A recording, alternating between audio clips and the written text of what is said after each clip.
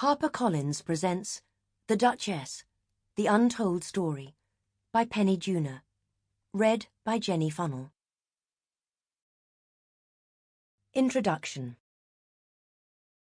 For much of the final decade of the 20th century, one story regularly dominated the news across much of the developed world. It was the unravelling of the marriage between Charles, Prince of Wales, heir to the British throne, and his beautiful, charismatic princess, Diana. This real-life drama had all the ingredients of a blockbuster: money, sex, and monarchy. Month after month, the public was privy to the betrayals and infidelities, to snippets of life behind palace doors, even to snatches of intimate, late-night telephone conversations between lovers. It was better than the best fiction, and it gripped the millions who followed its every excruciating twist and turn in the pages of the tabloid press.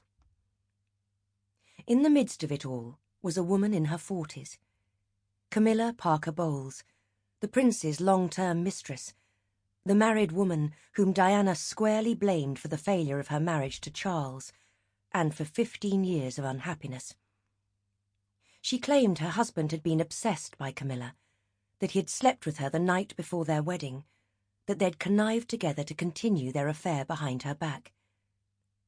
She called Camilla the enemy and the Rottweiler, and it was she to whom Diana was referring when she famously said in a lengthy interview on British television, "There were 3 of us in this marriage, so it was a bit crowded." That was the ultimate salvo in what was known as the War of the Waleses.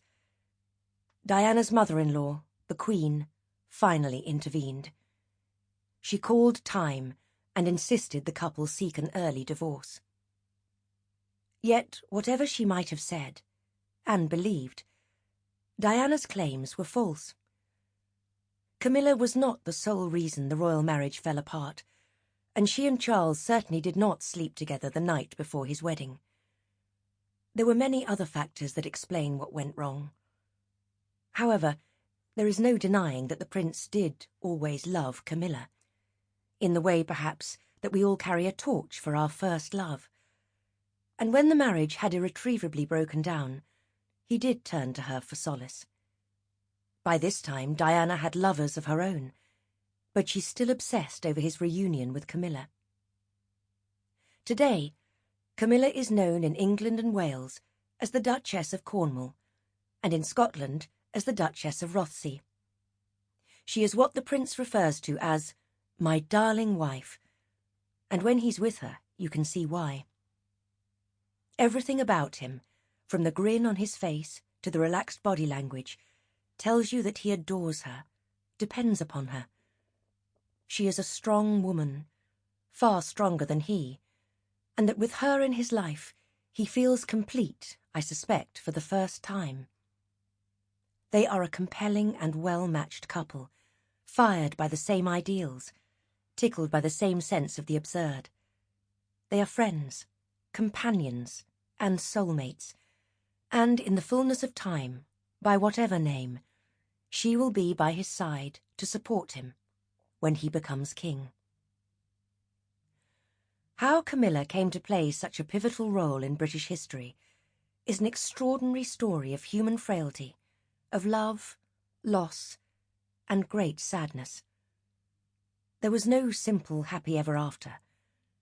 A heavy price was paid for her happiness with Charles, and even now it is compromised by forces beyond their control.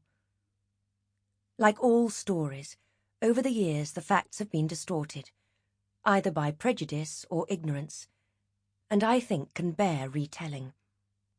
As a writer, I've been close to the protagonists for over 35 years, but this is the first time I have focused on Camilla.